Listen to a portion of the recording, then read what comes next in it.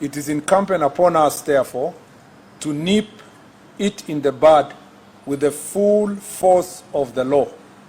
This is what our people expect of the government, and this is what government will and must do. Kenyans watched in disbelief as the brazen attacks on our security installations unfolded on social media and on live television. At Dagoretti police post, for example, the criminals stole guns and razed residential buildings housing officers and their families.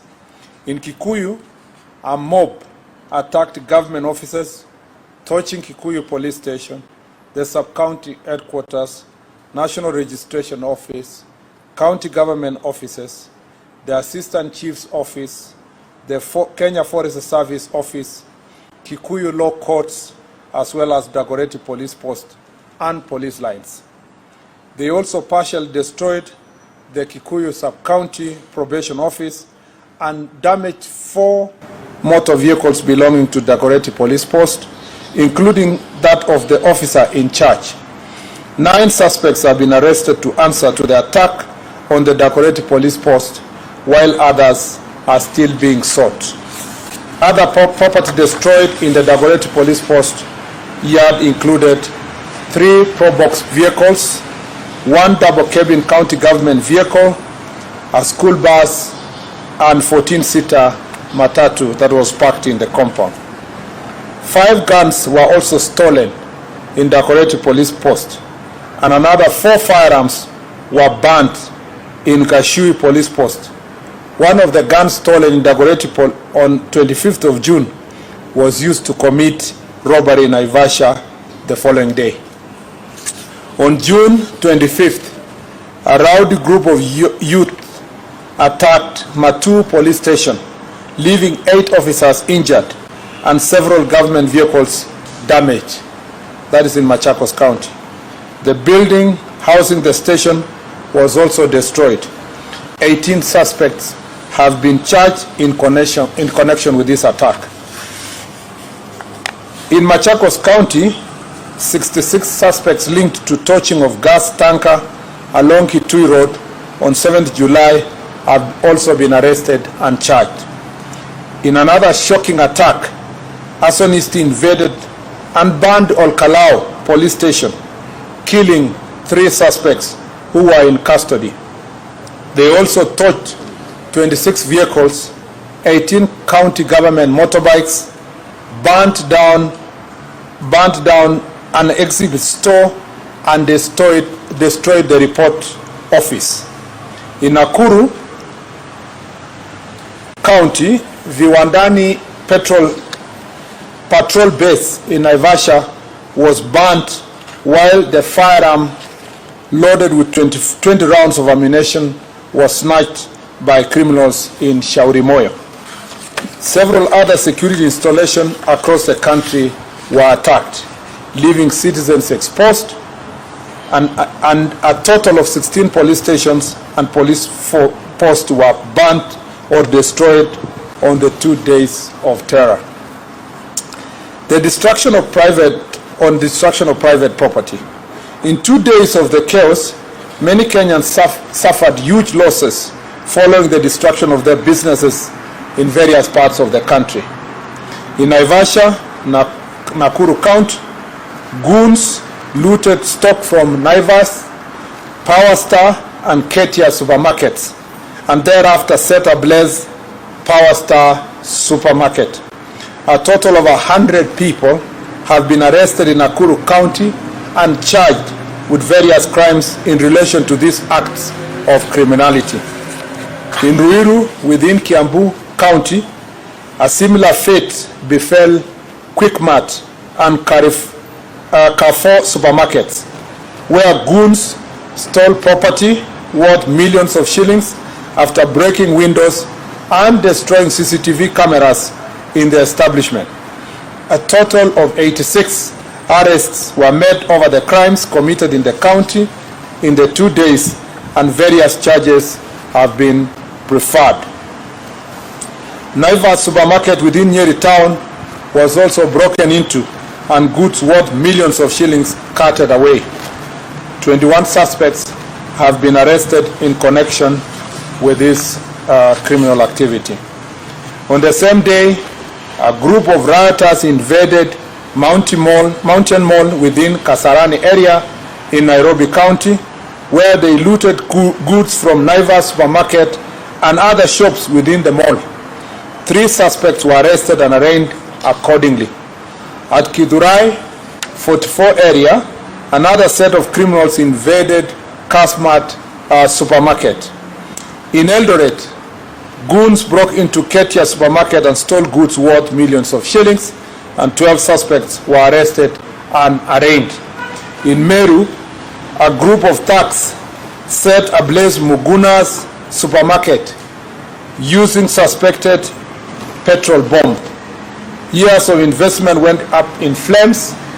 The criminal elements stole alcoholic drinks also from the 7-Eleven bar. Selenite supermarket was not spared. In the looting and the mayhem, 40 suspects have been arrested in Meru in relation to these criminal acts.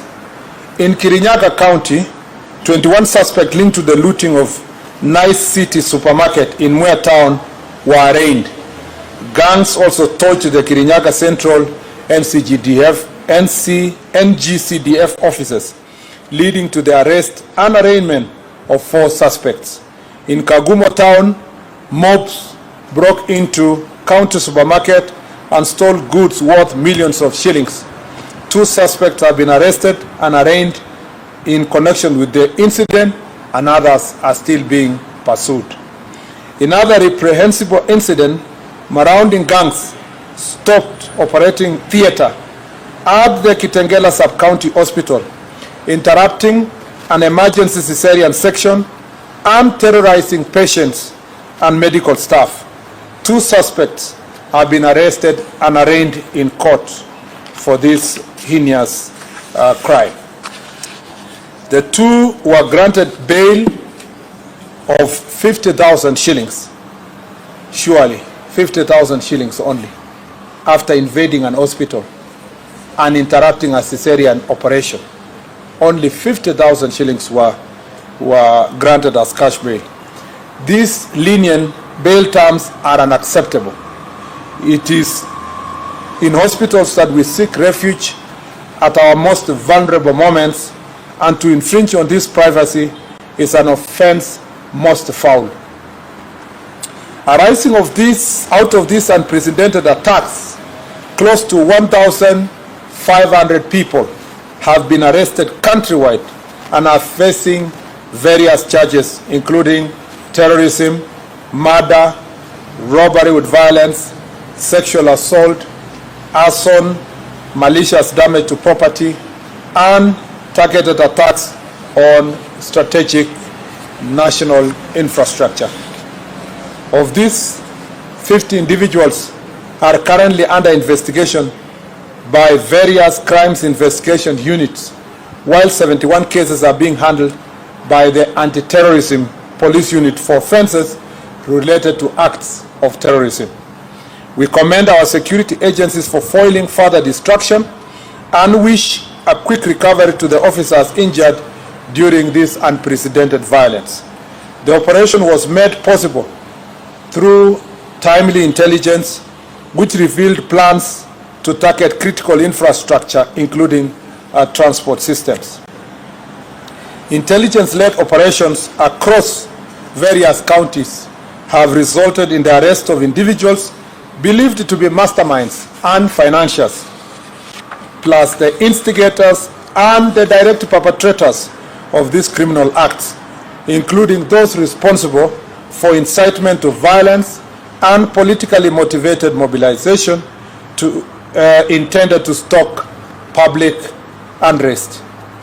Those who incited, organized, funded, or executed these attacks will face the full force of the law. The financiers and political sponsors of this mayhem are being investigated and will soon answer for their crimes.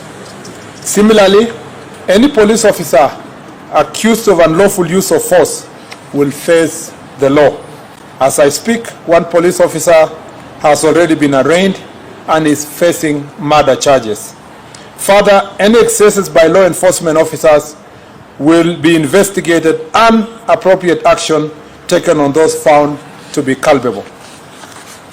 Cognizant of the raging debate and national concerns on the use by security personnel, I will this Friday, pursuant to Article 245(4) of the Constitution, be issuing a policy directive to the Inspector General of Police on the use of force and firearm by law enforcement officers. What was witnessed on 25th of June and 7th July was stark testament to the extent to which the sponsors of this anarchy are ready to go to subvert the Constitution. This was not protest.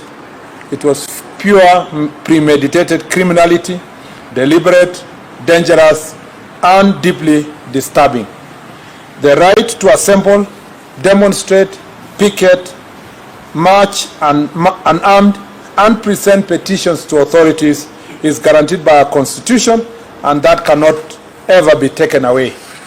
Invasion of hospitals, rape, attack on ambulances, looting of businesses, forceful entry of protected areas, vandalism, erection of illegal roadblocks, and torching of government installations, including police stations and administrative offices, are vile crimes and must be treated as such.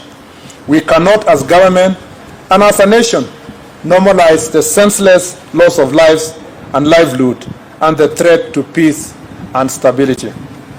I once again urge all citizens to reject and denounce violence. I ask all Kenyans to channel their grievances through legitimate and constitutional means and deny criminals the chance to destabilize our great country. To the financiers, organizers, executors, take note. This reign of terror against the people of Kenya and the impunity of criminal gangs must come to an end at whatever cost. Asante sana, and God bless Kenya. Thank you very much.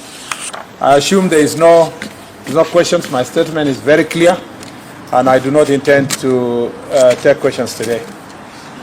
Yeah? Asante sana. God bless you.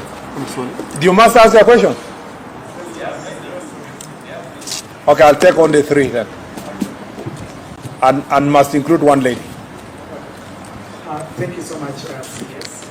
Even as you talk about policy and the use of firearms, there has been concern about the operation security officers use during riots and demonstrations. For instance, there has been incidences where civilian officers and civilians use very heavy firearms, and some of them are hooded, and some of them are also using civilian registration number plates for vehicles, the so-called Subarus. Is this particular policy also going to inform or address these concerns? Because in some instances, and especially from the human rights group, they are labeling this as what as a killer's code.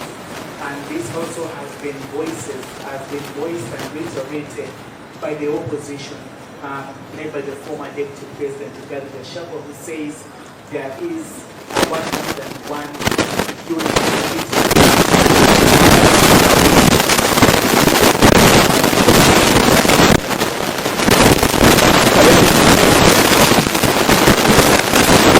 One more gentleman.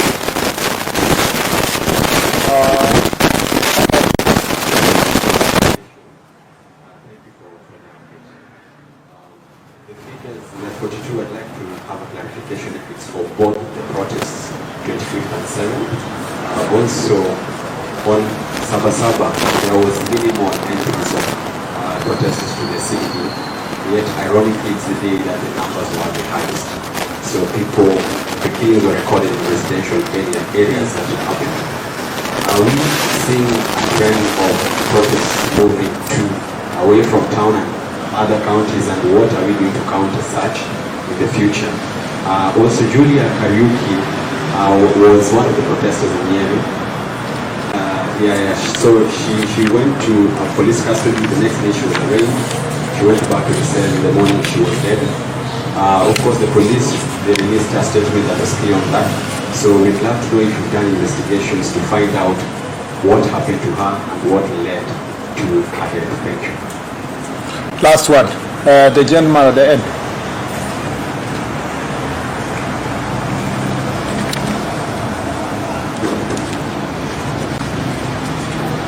As you know, there were reports that foreigners were involved in the chaos. Can you confirm if that is the case? Thank you. Let me say this. First, on the security officers, Seth Olale's question on security officers, how they were dressed, the vehicles they were using, and whether there is a specific team that is meant to kill people. First, let me say this, that a police officer, whether is wearing a uniform or not, is a police officer. And that police officer is bound by the law. There is no rules that excuse a police officer that if you are not in uniform, you can commit crimes or you can kill people. The same law that upholds killing of citizens by a police officer in uniform is the same law that also upholds the same from a police officer who is not in uniform. There are clearly indicated situations where a police officer may not be required to be in uniform. And sometimes when they're doing investigations. And some investigation officers are always embedded in these situations to make sure that they collect the evidence immediately that will help in apprehending criminals. Police officers also, whether they're using a Subaru or walking on foot or using a lorry, are expected also to abide by the law.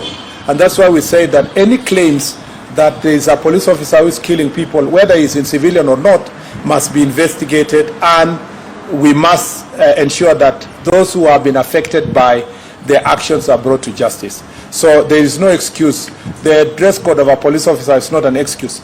In fact, a police officer who sleeps in his house and there is an emergency and he needs to rescue a citizen does not need to wear a uniform. Just wake up and go and rescue, and then do what you need to do as a police officer. Then the rest is, the uniform is just for identification, when you need identification. So the point I want to make here is that all cases of excesses reported will be investigated equally. Number two is to say that there is no non-police squad that is involved in killing people, at least not in this administration, and not that the cabinet secretary is aware of. It would be unconstitutional and illegal to establish a squad anywhere in Kenya to kill people. All the squads, all the police formations and units in the Republic are intended to protect people, not to kill people. Their responsibility is to protect the citizens of Kenya. On the question of numbers, the 42 are for the 2 days on the 25th of June and 7th of July. On the 25th, the numbers recorded, and official recorded by National Police Service is 17. On the 7th, it was 25. And a good question is, how come even after we have blocked the city, the access to the city, more people died? You see, the criminal activities were happening all over the country. And in that situation, burning of supermarkets, invasion of police stations. In fact, more police stations were invaded outside the city than in the city. And you are right to say that there seems to be a new epicenters outside the city for this kind of protest. By the way, I need to say that, and it's in the statement.